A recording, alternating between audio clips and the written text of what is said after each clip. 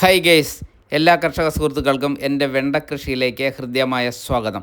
ഇന്ന് നമ്മൾക്ക് വെണ്ട കൃഷിയും അതിൻ്റെ കീടനിയന്ത്രണവും പരിഹാര മാർഗ്ഗങ്ങളും എന്തൊക്കെയാണെന്ന് നമുക്ക് നോക്കാം. ആദ്യമായിട്ട് നമ്മൾക്ക് ഇലപ്പുള്ളി രോഗം എങ്ങനെ നിയന്ത്രിക്കാം എന്ന് നോക്കാം. സാധാരണ ഇലപ്പുള്ളി രോഗം പിടിപെടുന്നതെന്ന് വെച്ചാൽ കൂടുതൽ മഴയുള്ള സമയത്ത്, അതുപോലെ തന്നെ സൂര്യപ്രകാശം വളരെ കുറച്ച് ഏൽക്കുന്ന സമയങ്ങളിലാണ് ഇലപ്പുള്ളി രോഗം വരുന്നത്. കണ്ടില്ലേ, ഇത് എൻ്റെ മറുവശമൊക്കെ കണ്ടില്ലേ, പൊട്ട് സ്പോട്ട് കണ്ട, ഇതാണ് ഇലപ്പുള്ളി രോഗം എന്ന് പറയുന്നത്. ഇത് ഇതിനകത്ത് നമ്മൾ പ്രധാനമായിട്ട് ചെയ്യുന്ന പറഞ്ഞാൽ കഞ്ഞിവെള്ളം പുളിപ്പിച്ച കഞ്ഞിവെള്ളം സ്പ്രേ കൊടുത്തു കഴിഞ്ഞാൽ ഇത് കംപ്ലീറ്റ് മാറും. അപ്പോൾ ഇത് വന്നു കഴിഞ്ഞാൽ നമ്മൾ ആദ്യം ചെയ്യേണ്ട കാര്യം എന്ന് വെച്ച് കഴിഞ്ഞാൽ ഈ ഇലപ്പുള്ളി രോഗം വന്ന ഇലകളൊക്കെ നമ്മൾ മുറിച്ച് മാറ്റിക്കളയുക എന്നുള്ളതാണ്. അല്ലെങ്കിൽ അടുത്തതിലേക്ക് പിടിക്കും, അതങ്ങനെ സ്പ്രെഡ് ചെയ്ത് അങ്ങ് പോകും. അപ്പോൾ അത് മുറിച്ച് നമ്മൾ മണ്ണിൽ കുഴിച്ചിടുകയോ അതുപോലെ എങ്ങനെയെങ്കിലും ഇത് നശിപ്പിച്ച് കളയുക എന്നുള്ളതാണ്. പിന്നെ സിഡോമോണസ് ഒരു 5 ഗ്രാം 1 ലിറ്റർ വെള്ളത്തിൽ കലക്കി 10 ദിവസം കൂടുമ്പോൾ സ്പ്രേ ചെയ്ത് കൊടുത്താൽ ഇത് വരാനുള്ള സാധ്യത കുറവാണ്. അപ്പോൾ ഇതിൻ്റെ പരിഹാര മാർഗ്ഗം എന്ന് വെച്ച് കഴിഞ്ഞാൽ 3 വെളുത്തുള്ളി, 3 ഈരുള്ളി, പിന്നെ വിനാഗിരി ഒരു 2 ml വിനാഗിരി, 1 ലിറ്റർ കഞ്ഞിവെള്ളം, അതായത് പുളിപ്പിച്ച കഞ്ഞിവെള്ളത്തിൽ മിക്സ് ചെയ്തിട്ട് നമ്മളിത് സ്പ്രേ ചെയ്ത് കൊടുത്തു കഴിഞ്ഞാൽ ഇലപ്പുള്ളി രോഗം മാറിക്കിട്ടും. അതുപോലെ തന്നെ വെണ്ടയിലുള്ള കീടരോഗങ്ങൾ, അതായത് ഇല ചുരുട്ടിപ്പുഴു, പിന്നെ തണ്ടുതുരപ്പൻ, ഇതൊക്കെ മാറിക്കിട്ടാൻ നല്ലതാണ്. അപ്പോൾ ഇതെല്ലാം നമ്മൾ അരച്ച് റെഡിയാക്കി കഞ്ഞിവെള്ളത്തിൽ മിക്സ് ചെയ്ത് സ്പ്രെയറിലാക്കി വെച്ചിരിക്കുന്നതാണ്. അപ്പോൾ ഇത് നമ്മൾ ഇലയിൽ താഴെയും മുകളിലും നല്ല രീതിയിൽ കൊള്ളാവുന്ന രീതിയിൽ നമ്മളിത് സ്പ്രേ ചെയ്ത് കൊടുക്കുന്നുള്ളതാണ്. എൻ്റെ കൂമ്പിലും ഒക്കെ വീഴണം. അപ്പോൾ ഇത് വീണ് കഴിഞ്ഞാൽ ഇപ്പോൾ ഈ കഞ്ഞിവെള്ളം, ഇതിൻ്റെ പ്രധാന എന്ന് പറഞ്ഞാൽ കഞ്ഞിവെള്ളം കൊണ്ട് ഈ ഇലപ്പുള്ളി രോഗം കംപ്ലീറ്റ് മാറും. പിന്നെ കീടങ്ങളൊക്കെ ഉണ്ടെങ്കിലും ചെറിയ പുഴുക്കളൊക്കെ ഉണ്ടെങ്കിലും ഒക്കെ ഈ നമ്മളെ കാന്താരിയും പിന്നെ നമ്മുടെ ഈരുള്ളിയും കൊണ്ട് അത് മാറിക്കിട്ടും. ഇനിയിപ്പോൾ അടുത്തതെന്ന് പറഞ്ഞാൽ കണ്ട ഇല ചുരുട്ടിപ്പുഴു ഈ ഇല ഇങ്ങനെ ചുരുട്ടിയിട്ട് ഇതിനുള്ളിൽ ധാരാളം മുട്ടയാണ്. ഇതെല്ലാം മുട്ടയാണ്. മുട്ടയുണ്ട്, പുഴുവുണ്ട്. അപ്പോൾ ഇത് ഇങ്ങനെ ഇല ചുരുട്ടി ഇതിനകത്താണ് ഈ സാധനം താമസിക്കുന്നത്. എല്ലാത്തിലും ഉണ്ട്. എല്ലാം ചുരുട്ടി ഇങ്ങോട്ട് വെച്ച് അത് കംപ്ലീറ്റ് നമ്മുടെ വിളവ് നശിപ്പിക്കുക എന്നുള്ളതാണ്.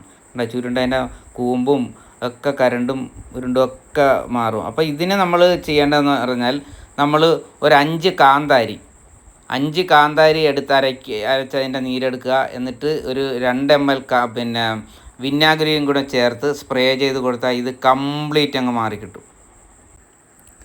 അപ്പോൾ ഇത് നമ്മൾ സ്പ്രേയറിൽ കഞ്ഞിവെള്ളത്തിനകത്ത് കാന്താരി അരച്ച് ചേർത്ത് 2 ml വിനാഗിരിയും ചേർത്ത് മിക്സ് ചെയ്ത് വെച്ചിരിക്കുന്നതാണ്. അപ്പോൾ ഇത് നമുക്ക് ഇത് സ്പ്രേ ചെയ്ത് കൊടുക്കാം. ഇത് ധൃതവാട്ടാണിത്. അപ്പോൾ അതിനും കൂടി ഇത് കൺട്രോളാകും. ഇത് ഇത് കംപ്ലീറ്റ് നമ്മൾ മറ്റേ ചെയ്ത് പാരി തന്നെ സ്പ്രേ ചെയ്ത് കൊടുക്കും. അപ്പോൾ ഈ കാന്താരിയുടെ എരിവ് കൊണ്ട് കംപ്ലീറ്റ് ഈ പുഴുക്കളും ചത്തുപോകും. അതായത് താഴെ മുകളിലൊക്കെ നല്ലപോലെ വീഴാവുന്ന രീതിയിൽ പിന്നെ നമ്മൾ ഇത് സ്പ്രേ ചെയ്ത് കൊടുക്കണം. അതുപോലെ ഇലയ്ക്കൊക്കെ നല്ല പച്ച കളറും ഒക്കെ കിട്ടും, കൂടുതൽ ഈൽഡും വരും.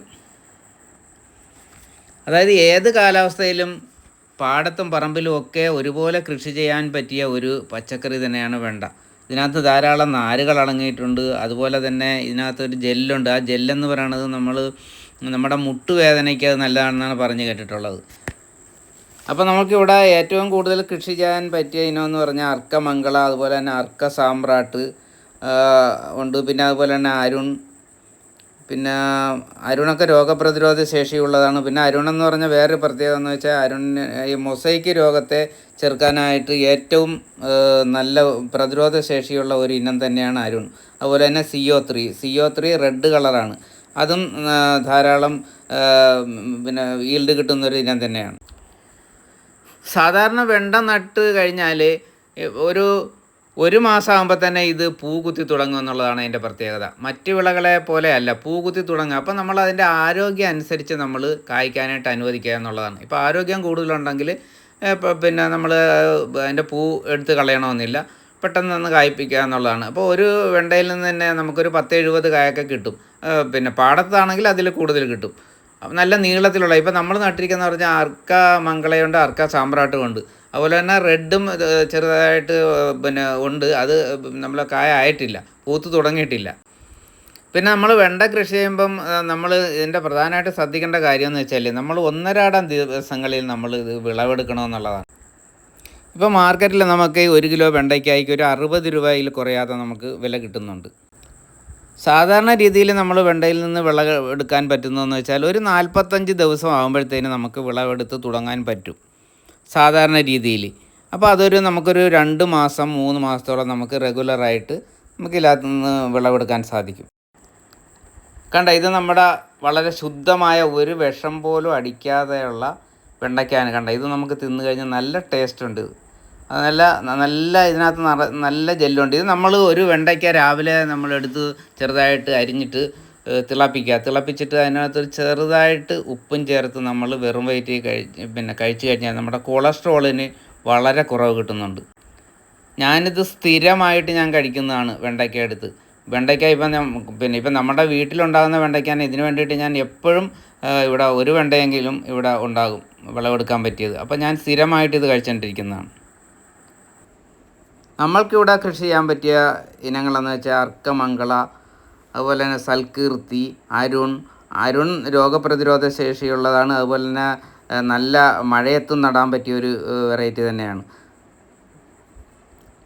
അർക്കമംഗള അനാമി എന്ന് പറയുന്നത് സാധാരണ വെറൈറ്റിയാണ്. പിന്നെ അതുപോലെ തന്നെ ഹൈബ്രിഡ് വെറൈറ്റി ഉണ്ട്, വർഷ, ഉപഹാർ, വിശാൽ. അതുപോലെ തന്നെ നാടൻ ഇനങ്ങളായ ആനക്കൊമ്പൻ, കിളിച്ചുണ്ടൻ ഒക്കെ കൃഷി ചെയ്യാൻ മികച്ച ഇനങ്ങളാണ്. അതുപോലെ തന്നെ നമുക്ക് ചെടിച്ചട്ടിയിലോ ഗ്രോ ബാഗിലോ ചാക്കിലോ ഒക്കെ നമുക്ക് പോട്ടി മിക്സർ നിറച്ച് കൃഷി ചെയ്യാവുന്നതാണ്. വിത്തുകൾ തിരഞ്ഞെടുക്കുമ്പോൾ നമ്മൾ ശ്രദ്ധിക്കണം, നല്ല വിത്തെടുക്കാൻ വേണ്ടിയിട്ട് ശ്രദ്ധിക്കണം. അതുപോലെ തന്നെ നന്നായി പുരയിടം ഉഴുത് പിന്നെ 40 സെൻറ്റിമീറ്റർ അകലത്തിൽ ചെടി നടുകയും അതുപോലെ വരമ്പുകൾ തമ്മിൽ ഒരു 60 സെൻറ്റിമീറ്റർ എങ്കിലും അകലത്തിലും വേണം നമ്മൾ ചെടികൾ നടാനായിട്ട്. ഇതൊരു കീടത്തിൻ്റെ അറ്റാക്കാണ്, കണ്ടോ. അപ്പോൾ സുഹൃത്തുക്കളെ, നിങ്ങൾ ഈ വീഡിയോ കണ്ടിട്ട് കൃഷി ചെയ്യാത്തവരാണെങ്കിൽ കുറച്ചെങ്കിലുമൊക്കെ കൃഷി ചെയ്ത് കൃഷി നന്നായിട്ട് വിജയിപ്പിച്ച് നല്ല ശുദ്ധമായ പച്ചക്കറി കഴിച്ച് നമുക്ക് ആരോഗ്യം നിലനിർത്തണം. സുഹൃത്തുക്കളെ, വീഡിയോ കണ്ടിഷ്ടമായാൽ തീർച്ചയായിട്ടും നിങ്ങൾ ലൈക്കും ഷെയറും കമൻറ്റും സബ്സ്ക്രൈബും ചെയ്യാൻ മറക്കരുതും. മറ്റൊരു വിഷയവുമായി നമുക്ക് വീണ്ടും കാണാം. നന്ദി, നമസ്കാരം.